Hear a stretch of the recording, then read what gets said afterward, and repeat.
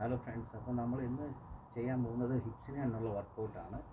അത് നമ്മൾ കിടന്നുകൊണ്ട് ചെയ്യുന്നതാണ്.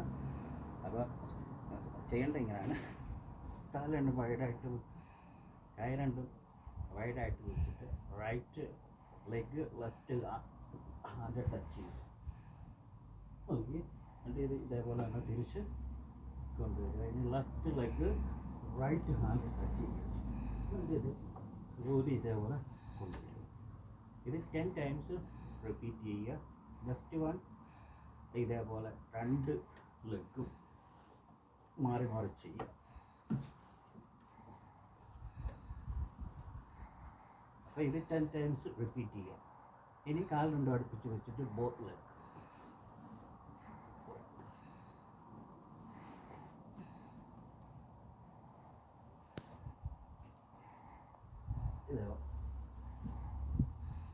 ഇത് 10 ടൈംസ് റിപ്പീറ്റ് ചെയ്യുക.